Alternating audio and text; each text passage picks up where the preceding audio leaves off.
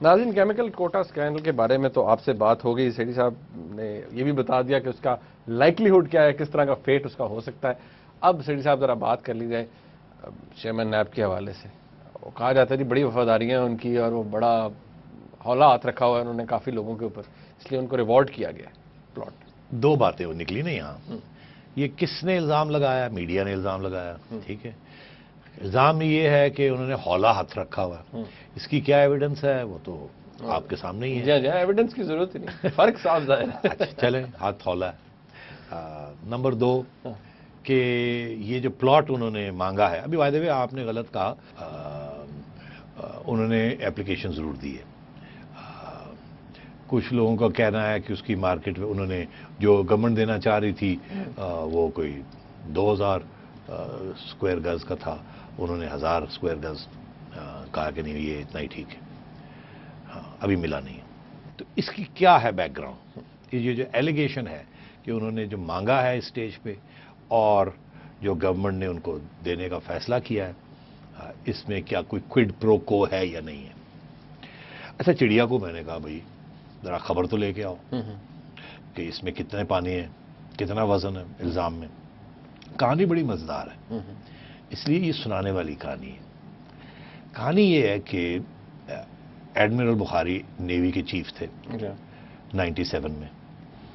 جب نواز شریف صاحب prime minister بنے تو ان کے 2-3 مہینے بننے کے بعد یو سینئر موسٹ بن گئے نیوی چیف.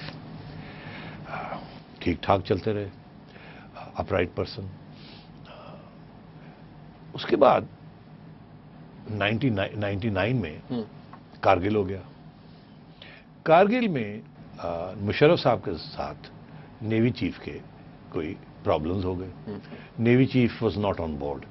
پہلی سٹیج یہ تھی کہ مشرف صاحب نے نہ نیوی نہ ایئر فورس والوں کو کانفیڈنس میں لیا تھا. یہ بات اس وقت بھی نکلی تھی اور بعد میں بھی یہ بات نکلی کہ ان دونوں کو کانفیڈنس میں نہیں لیا گیا.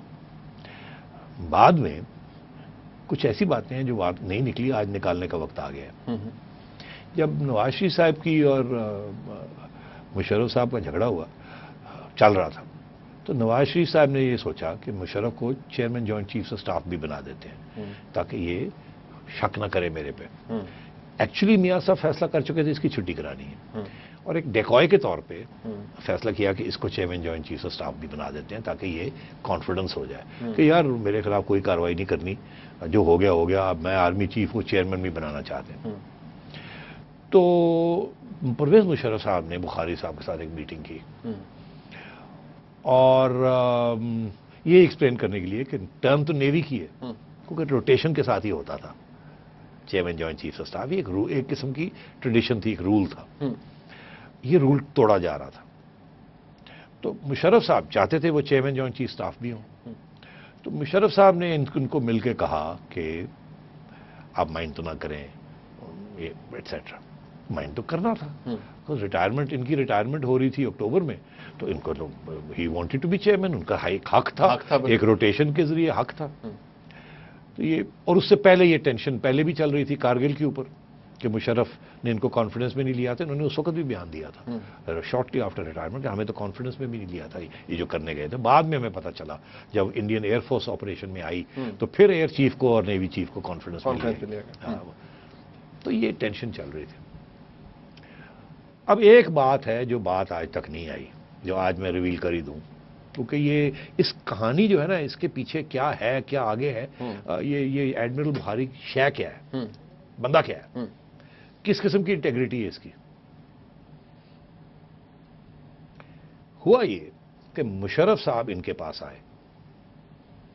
مشرف صاحب نے ان کو ٹویا کہ اگر میں کو کر دوں تو I hope you will be with me. شاید یہ لفظ نہیں استعمال کیے، اشارہ یہ کیا کہ بڑے پرابلم چل رہے ہیں پرائم منسٹر کے ساتھ. مشرف کو پتا تھا کہ یہ ان کو کیونکہ چیئرمین جوائنٹ چیف نہیں بنایا تو یہ شاید انوائڈ ہوں گے، تو ان کو بھی ساتھ لے کے چلنا ہے. اب تو انہوں نے مشرف صاحب کو بڑا سیریس آدھا کہہ دیا کہ جی میں کوئی ڈیسٹیبلائزیشن کے حق میں نہیں ہوں، جیسے میں کارگل کے حق میں نہیں تھا کہ آپ وہ کریں. جب آپ پتہ چلا تو میں نے اپنا خیال اظہار کیا. اب بھی میں آپ کو کہہ رہا ہوں کہ یہ آپ کام مت کیجیے گا. مگر انہیں احساس ہو گیا کہ کچھ گڑبڑ ہونے جا رہی ہے. سپتمبر میں یہ کنونس ہو گئے کہ اب گڑبڑ ہونے جا رہی ہے. وہ کیوں؟ सितंबर में Musharraf chairman joint chief of staff बना, और साथ ही शहबाज शरीफ साहब 15 सितंबर 17 सितंबर को DGISI जनरल ज़ियाउद्दीन भट्ट साहब को लेके खुफिया से अमेरिका चले गए। वहां वो कार्ल इंडरफर्थ और उस वक्त जो डिप्टी सेक्रेटरी ऑफ स्टेट थे उनसे मिले। Karl इंडरफर्थ assistant secretary of state थे, डिप्टी सेक्रेटरी को मिले, और वहां उन्होंने अमेरिकन गवर्नमेंट को ये आगाह किया कि जी हमारे खिलाफ हुक्म होने लगा, और ये जो शख्स में हम DG जो लेके आए हैं इनको हम बनाना चाह रहे हैं, तो हम मुशर्रफ को चेंज करने जा रहे हैं। उनकी तरफ से अननेम्ड ऑफिशियल ने एक अखबार को, एक रॉयटर्स नहीं AFP, उनको एक, ये रॉयटर्स थी, उनको एक बयान दिया अननेम्ड ऑफिशियल ने, कहा नाम नहीं मेरा लेना। वो एक्चुअली कार्ल इंडरफर्थ थे जो असिस्टेंट सेक्रेटरी ऑफ स्टेट थे। वो मैंने उनकी इंटरव्यू की थी पिछले साल, तो उसमें उस इंटरव्यू ने उन्होंने एडमिट किया, मैंने उनसे निकलाई बात कि अगर पाकिस्तान में कुकू होता है तो अमेरिका जो है उसको सपोर्ट नहीं करेगा। सही। तो दोनों तरफ से अब चल रही थी बात कि कौन पहले करता है। उस सिलसिले में इन्होंने अर्ली रिटायरमेंट ले ली। इन्होंने कहा ये गन पड़ने जा रहा है, और इन्होंने अर्ली रिटायरमेंट ले ली। 5 अक्टूबर को ये रिटायर हो गए। उससे पहले ही इन्होंने अपने डिनर 1999 में, और सितंबर में डिनर खा के ये फारग हो गए। सो ही एक्चुअली रिजाइंड इन प्रोटेस्ट कि जी मुझे, हाँ प्रिंसिपल के में। उस वक्त नवाज शरीफ साहब को जब ये मिलने गए इधर, तो नवाज शरीफ साहब ने कहा कि what is it, can I do something for you, क्योंकि इन्होंने इजहार तो यही किया ना जी, ये तो नहीं बताया कि और भी बातें हैं, यही क्या कि वो मुझे चेयरमैन नहीं बनाया तो मैं बाईपास हो गया हूं तो फिर छोड़ो। उस वक्त इनका हक था अंडर एग्जिस्टिंग पॉलिसीज उस वक्त की कि इनको एक प्लॉट मिलना था। हर सर्विस चीफ को एक गाड़ी और एक इस्लामाबाद में प्लॉट मिलता था। During the course of service, 25 साल की सर्विस हो या जितने साल की भी सर्विस होती है, जब रिटायर करते हैं 4 स्टार्स चीफ्स, तो वो उस वक्त उनको they have accumulated some agricultural land, वो मिलता है। एक इस्लामाबाद में प्लॉट मिलता था और 2-3 प्लॉट्स और मिलते थे during the course of the career. इस सबके साथ ये प्लॉट्स की वैल्यू 20 करोड़ होती थी। जब जनरल लेफ्टिनेंट जनरल रिटायर करता तो उसको 20 करोड़ की इसकी सेंड ऑफ होती है किस्म की। तो इन्होंने उस वक्त नाराज थे, तो इन्होंने, नवाज शरीफ ने पूछा कुछ, can I do something for you, कुछ आपका, ये चुप कर गए, इन्होंने कुछ नहीं कहा। इन्होंने सोचा कि जो मुझे मिलना है वो देना है तो देंगे।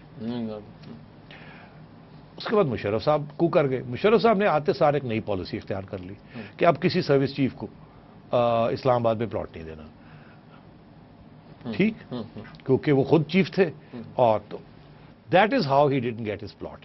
और ड्यूरिंग मुशर्रफ टाइम इन्होंने प्लॉट मांगा ही नहीं, क्योंकि इन्हें पता था कि उन्होंने पॉलिसी चेंज कर दी, और मुशर्रफ डिडंट लाइक बुखारी साहब। जाहिर बात है, जाहिर बात। तो जब ये जमहूरी हुकूमत आई तो इनका ये मौकफ है कि उस वजह से मैंने प्लॉट ना मैंने मांगा ना मुझे मिला, बिकॉज मुझे पता था कि ये मेरी बेइज्जती करेंगे मुशर्रफ के साथ जो लेन देन थी। इसलिए अब जब जमहूरी हुकूमत आई तो इन्होंने अब फैसला किया कि मैं प्लॉट अपना जो मेरा हक बनता है मैं वो प्लॉट मांग दूं, क्योंकि उस वक्त तक जो भी चीफ्स थे सबको प्लॉट्स मिले थे, ये एक वायद थे जिनको नहीं मिला था। तो इसलिए इन्होंने ये मांगा है।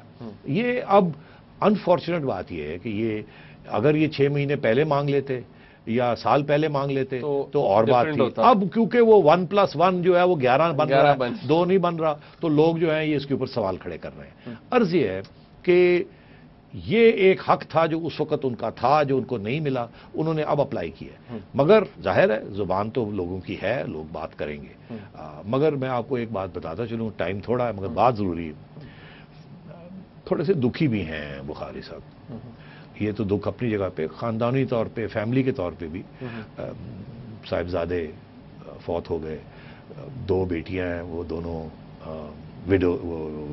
डिवोर्सीज हैं, उनके बच्चे, सब कुछ he has to look after them, ये उनकी देखभाल करते हैं। और उनके पास कुछ नहीं है, एक एग्रीकल्चरल पीस ऑफ लैंड मिला था और 2 छोटे छोटे प्लॉट्स पहले मिले थे जब ये राइजिंग थे। तो so this was very important to him. और सेक्रेटरीज को भी मिला, चीफ्स को भी मिला। तो ये सब didn't get it that time, very बात है। नाज़रीन एक ब्रेक ले लेते हैं, ब्रेक के बाद आपकी कॉल्स होंगी, हमारे साथ रहिएगा।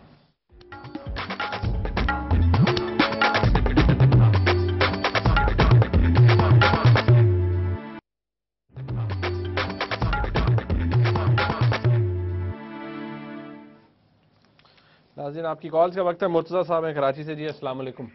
जी अस्सलाम वालेकुम। जी मैं मेरा एक तजवीज़ थी मौरूसी सियासत के बारे में। जी, मैं ये पूछना चाह रहा था, क्या ऐसा पाकिस्तान में पॉसिबल है کہ ساری پارٹیز مل کے کوئی ایسی امینڈمنٹ کریں جس میں یہ کہا جائے کہ جو بھی شخص وزیر اعظم، صدر، چیف منسٹر، گورنر یا فیڈرل منسٹر یا اپنی پارٹی کے چیئرمین کے عہدے پہ ہو، اس کے بیوی بچے، اس کے بھائی بہن کسی بھی پبلک پوسٹ کے لیے 25 سال تک الیکشن نہیں لڑ سکتے. کیا ایسا پاسبل ہے اور اس سے کیا افیکٹس ہوں گے؟ دوسرا میں یہ پوچھنا چاہ رہا تھا کہ پاکستان کا دوسرا مسئلہ ہے ٹیکس کا. کیا یہ پاسبل ہے کہ پاکستان کی ٹیکس کلیکشن کو، not policy, only tax collection کو پرائیویٹائز کر دیا جائے اور یہ کہا جائے کہ جو بھی ریونیو اکٹھا ہوگا اس میں سے 20% آپ کا کمپنی کا کاسٹ کور اور ان کا پروفٹ؟ بڑی مہربانی. جہاں تک پہلا سوال ہے، سوال ہی پیدا نہیں ہوتا کہ یہ متفق ہو جائیں اس چیز کے اوپر. یہ تو ڈینسٹیز بنا رہے ہیں اپنے خاندانوں کی. ساری سیاسی جماعتوں میں ایسے ہی ہے. عمران خان کی پارٹی میں ان کے کوئی بھائی بہن نہیں ہیں، بہن تو ہیں مگر بھائی کوئی نہیں ہے، نہ ہی ان کے کوئی بیٹے ہیں جو کہ انہیریٹ کر سکتے ہیں. باقی تو سب پارٹیز میں انہیریٹنس چل رہی ہے. آپ آپ ان کے بھائیوں اور بہنوں کو بھی انکلوڈ کرنا چاہ رہے ہیں، وہ تو اپنے بیٹوں کو بھی ایکسکلوڈ نہیں کرنا چاہ رہے. تو یہ بالکل ممکن نہیں ہے. مین اسٹریم پارٹیز جو ہیں، ریلیجس پارٹیز بھی، ایکسیپٹ فار جماعت اسلامی، بڑا مشکل ہے. میں سمجھتا ہوں یہ اس قسم کی کانسٹیٹیوشنل امینڈمنٹ کبھی بھی نہیں ہوگی. دوسری چیز آپ نے کہی کہ جی پرائیویٹائز کر دیا جائے ٹیکس کلیکشن کو. بہت بڑے ویسٹڈ انٹرسٹس ہیں اس کے اندر کہ اس کو نہیں ہونے دیں گے. میں آپ کو ایک ایگزامپل دیتا ہوں. آپ کو یاد ہوگا کہ محترمہ جب آئی دوسری دفعہ تو انہوں نے ایس جی ایس اور کوٹیکنا کو کلیکشن ایجنسیز یا ویلیویشن پری شپمنٹ ایجنسیز قرار دیا، انسٹال کیا وہاں کراچی میں and at all entry points, کہ جو بھی امپورٹس ہو رہی ہے ان کی ویلیویشن صحیح ہو، کیونکہ انڈر ویلیوڈ ہوتی تھی امپورٹس، اور اس کے اوپر جو ٹیکس تھا وہ اوائڈ کیا جاتا تھا. ₹1,00,000 کی گاڑی کو دکھایا جاتا تھا ₹50,000 ایٹسیٹرا. مطلب ہے میرا یہ نہیں مطلب کہ ₹1,00,000 کی گاڑی تھی، ₹1,00,000 کی کوئی چیز ہو تو اس کو 50,000 دے کے اس کے اوپر 25% ٹیکس دے دیا، حالانکہ اس کی قیمت تھی 4 لاکھ یا 5 لاکھ. تو اس کو اوائڈ کرنے کے لیے ایس جی ایس اور کوٹیکنا 2 سوئس کمپنیز تھی، ان کو ٹھیکہ دے دیا. اور ان کے ساتھ جو اگریمنٹ ہوئی وہ یہ ہوئی کہ ہمارا ایوریج ٹیکس کلیکشن جو ہے وہ سے ₹10 ہے. اب ₹10 سے جتنا اوپر آپ بڑھائیں گے اس میں سے آپ اتنے % جو ہے وہ آپ رکھ لیجئے اور باقی ہمیں دے دیجئے. اور ان دونوں کمپنیز کو کانٹریکٹ دے دیا. اس میں نکلا کیا؟ انہوں نے ریونیوز تو ضرور بڑھائے آپ کے، تو کامیاب تھے، مگر ہوا کیا؟ کرپشن. آج وہی ایس جی ایس کو ٹیکنا کیس زرداری صاحب اور محترمہ کے گلے پڑ گیا تھا اور وہ آج تک وہ چل رہا ہے. اور وہ جو کسٹمز انسپیکٹرز وغیرہ تھے جنہوں نے اپوز کیا تھا، اور ایف بی آر نے جنہوں نے اپوز کیا تھا، کیونکہ وہ نہیں چاہتے کہ ان کے ہاتھ سے یہ پاور چلی جائے اور یہ پرائیویٹ سیکٹر کے پاس آ جائے، تو وہ آج کتنے خوش ہیں کہ یہ فیل کر دیا. پہلی بات تو بڑے ویسٹڈ انٹرسٹ ہیں، اس کو ایکسیپٹ نہیں کرے. دوسری بات میں آپ کو بتا دوں کہ پرائیویٹ سیکٹر کی آپ بات کرتے ہیں کہ یہ ٹیکس کلیکٹ کر کے دیں. ہاں، اگر آپ کوئی کمپنی کو یہ ٹھیکہ دیتے ہیں تو ضرور وہ محنت کریں گے اور انرتھ کریں گے اور probably do a very good job. مگر یہاں تو مسئلہ یہ ہے کہ پرائیویٹ سیکٹر ٹیکس دینا ہی نہیں چاہتا.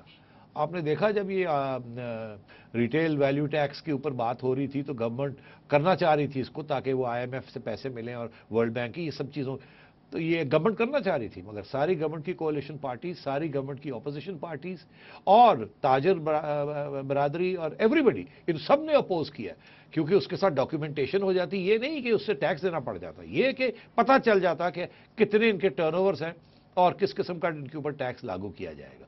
تو اس کو روکنے کے لیے یہاں ہڑتالیں شروع ہو گئی تھی. تو گورنمنٹ کو سوری کر کے اور اپنے قدم پیچھے ہونے کا. اس لیے میں آپ سے یہ کہہ رہا ہوں یہ بڑے مشکل سوال ہے.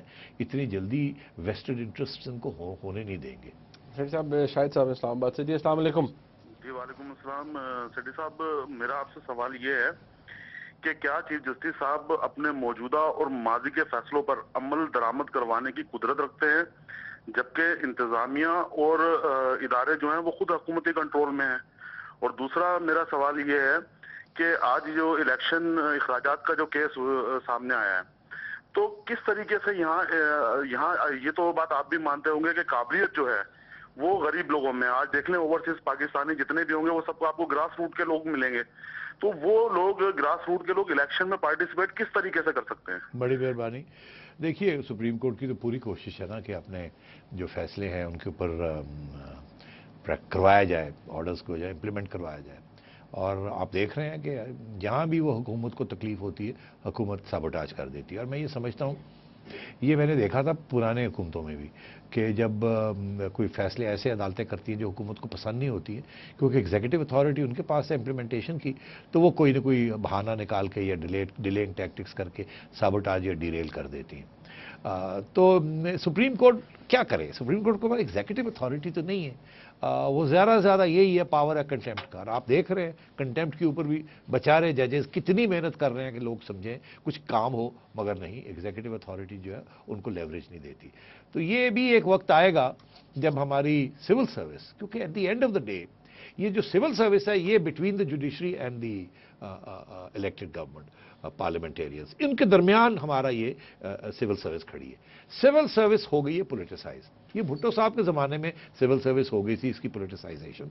ابھی امین اللہ چودھری صاحب جو کہ ایک زمانے میں پرنسپل سیکرٹری بھی رہے ہیں ایک حکومت کے, اور وہ ریٹائر ہو گئے, انہوں نے ایک کتاب لکھی آن دا بیوروکریسی, زبردست کتاب پڑھنے والی ہے. وہ بتاتی ہے کہ کیسے سول سروس پولیٹیسائز ہوئی اور کیسے the loss of innocence and the loss of integrity کیسے ہوا. تو عرض یہ ہے کہ انڈیا میں سول سروس جو ہے وہ تکڑی ہے, نیوٹرل ہے, انٹیگریٹی ہائی ہے, نان پولیٹیسائزڈ ہے موسٹلی. اسی لیے الیکشن کمشنر بھی انڈیا میں بیوروکریٹس ہوتے ہیں اور ان کے اوپر کوئی انگلی نہیں اٹھاتا. یہاں تو ججز بھی ہو جائیں اور سروس چیفز بھی ہو جائیں اور پھر بھی لوگ انگلیاں اٹھاتے ہیں بیکاز وہ مسئلہ اس قسم کا ہے. تو اس لیے میں سمجھتا ہوں کہ جس دن ہماری بیوروکریسی جو ہے یہ نان پولیٹیکل ہو گئی ہے, اس نے اپنے آپ کو سنبھال لیا اور اس نے فیصلہ یہ کر لیا ایز اے کلاس یا as a group, as a sociological group, کہ ہم نے اب پولیٹیسائزیشن نہیں ہونے دینی, ہم نے رولز کو رولز رکھنا ہے اور جو بھی ہو جائے ہم نے غلط آرڈرز نہیں فالو کرنے. اس کے لیے ایک بہت بہت ضروری چیز ہے, وہ یہ ہے کہ the judiciary has to protect the civil service. کیونکہ اگر سول سروس پولیٹیکل ماسٹرز کی بات نہیں مانتی تو وہ اسی قسم کی حرکتیں ہوتی ہیں, ٹرانسفرز فلانا ڈینگڑا.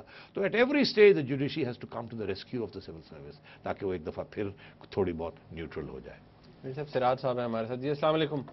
جی سر. وعلیکم السلام. جی السلام علیکم.